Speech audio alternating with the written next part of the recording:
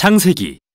우리는 첫 번째 비디오에서 1장부터 11장에 담긴 성경의 기본 줄거리를 보았습니다. 하나님은 만물을 창조하시고 자신의 형상대로 인간을 만들어 세상을 다스리게 하셨지만 인간은 죄와 반역을 선택하고 세상을 폭력과 죽음으로 물들이며 결국 바벨탑을 쌓다 흩어지죠. 하나님은 과연 세상을 어떻게 구속하시려는 걸까요? 궁금해지는데요. 바벨탑 사건 이후 창세기의 저자는 한 사람의 족보를 따라가기 시작합니다. 아브람, 후에 아브라함으로 알려질 사람이죠. 12장 서두에서 하나님은 아브라함에게 한 약속을 하시는데 이로써 완전히 새로운 이야기가 펼쳐집니다. 하나님은 아브라함에게 고향을 떠나 언젠가 그의 소유가 될 가나안으로 가라고 하십니다. 그 땅에서 큰 민족을 이루고 이름이 창대케 되며 복을 받을 거라는 약속과 함께요. 이 약속은 다시 창세기 앞부분과 연결되는데요. 바벨은 오만하게도 자신들의 이름을 드러내려 했지만 결국 뜻대로 되지 않았죠. 그런데 자비의 하나님은 별 볼 일 없는 아브라함을 불러 이름을 창대케 하겠다 하십니다. 아브라함에게 주시는 이 복은 하나님이 맨 처음 인류에게 주셨던 복을 떠올리게 하는데요. 왜 하나님은 아브라함과 그의 자손에게 복을 주시는 걸까요? 그분의 약속 맨 마지막에 답이 있습니다. 땅의 모든 족속이 너로 말미암아 복을 얻을 것이라. 이게 성경에 남은 모든 이야기를 이해하는 열쇠입니다.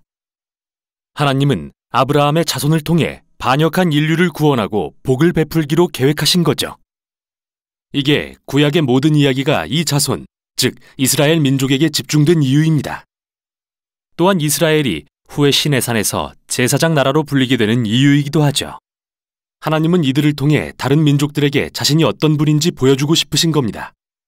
성경에서 선지자들과 시편 저자들이 선포하듯이 열방을 공의와 평화로 다스릴 이스라엘의 메시아 왕이 마침내 이 약속을 성취하실 것입니다.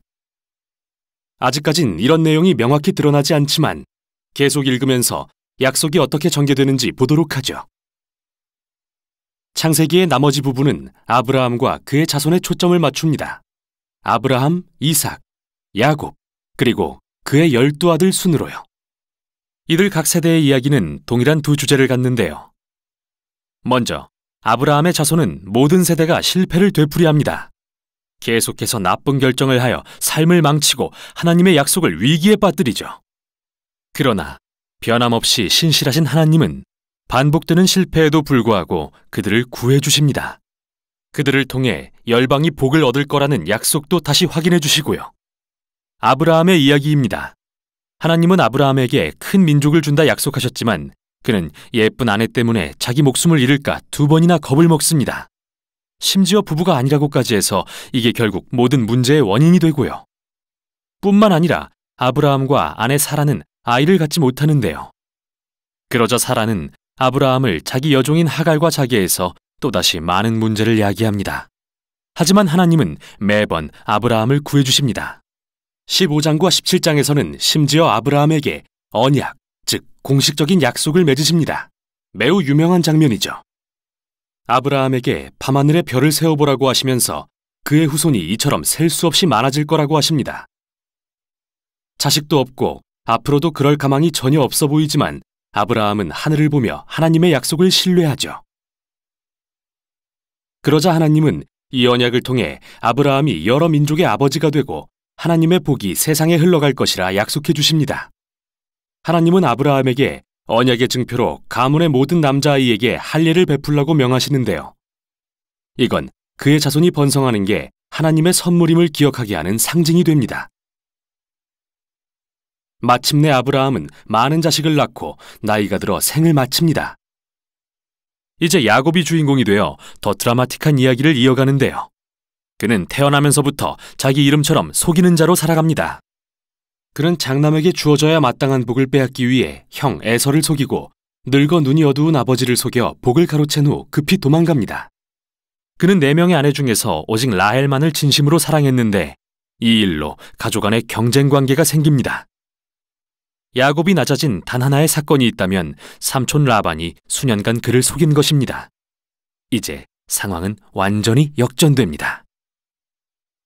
겸손해져서 고향으로 돌아온 야곱은 아주 이상한 이야기 같지만 자기에게 복을 달라고 조르며 하나님과 씨름을 합니다. 역시 사람은 쉽게 변하지 않는가 봅니다.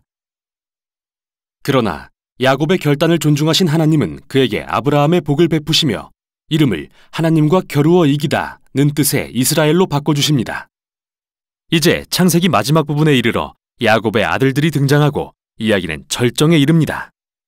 야곱은 11번째 아들 요셉을 다른 아들들보다 사랑해서 이런 특별한 옷을 지어 입히는데요. 이런 요셉을 미워한 10명의 형들은 그를 납치해서 죽일 계획을 세우지만 결국 이집트의 노예로 팔기로 결정하고 거기서 요셉은 감옥에 갇히게 됩니다. 정말 부끄러운 가족 아닌가요? 그러나 하나님은 요셉과 함께 하십니다. 요셉이 감옥에서 풀려나도록 도우시고 바로 왕이 그를 이집트의 총리로 세우게 하시죠. 요셉은 심한 기근에서 이집트 민족을 구하고 형들과 가족도 굶주림을 면하게 하는데요. 우린 여기서 다시 한번 아브라함 자손의 어리석음과 죄가 하나님의 신실하심과 만나는 것을 봅니다. 형들의 악함조차 생명을 구하는 데 쓰시는 신실하심을요. 실제로 요셉은 창세기 끝부분에서 이렇게 말합니다. 형들은 악을 꾀했지만 하나님은 그걸 선으로 바꾸사 많은 생명을 구원하게 하셨어요. 이 말이 전략적으로 창세기의 맨 끝에 나오는 이유는 단순히 요셉과 형들의 이야기를 넘어 창세기 전체를 요약하는 말이기 때문입니다. 창세기 3장 이후 이기적이고 악한 행동을 멈추지 않는 인간들, 그러나 하나님은 세상을 내버려두지 않으십니다. 신실하신 하나님은 인간의 실패에도 불구하고 여전히 복을 주려 하시죠. 특히 우리는 창세기에서 여자의 후손에 대한 신비로운 약속이 어떻게 발전하는지 볼 수 있는데요. 3장을 기억해 보세요. 상처 입은 승리자가 오셔서 뱀을 짓밟고 악의 근원을 이길 거라 하신 약속 말입니다. 저자는 이제 이 약속과 아브라함의 족보를 연결하는데요. 바로 여기서 하나님이 어떻게 열방의 복을 베푸시는지 밝혀집니다. 아브라함에서 시작된 이 약속은 야곱의 넷째 아들인 유다로 이어집니다. 49장에는 굉장히 중요한 시가 나오는데요. 나이든 야곱은 죽기 전에 12아들을 불러 축복합니다. 유다의 순서가 되자 그는 유다 지파가 이스라엘의 왕족이 되고 언젠가 한 왕이 나와 모든 민족이 그에게 순종할 것이며 온 세상에 에덴 동산의 복이 회복되는 약속이 이루어질 거라 예언합니다. 이제 야곱이 죽고 후에 요셉도 죽습니다. 남은 가족들은 여전히 이집트에 거주하고요. 창세기는 이렇게 미래에 대한 소망과 약속을 남긴 채 끝을 맺는데요. 앞으로 어떤 이야기가 펼쳐질까요? 궁금해서 다음 장을 열어보고 싶어지시죠? 바로 여기까지가 창세기였습니다.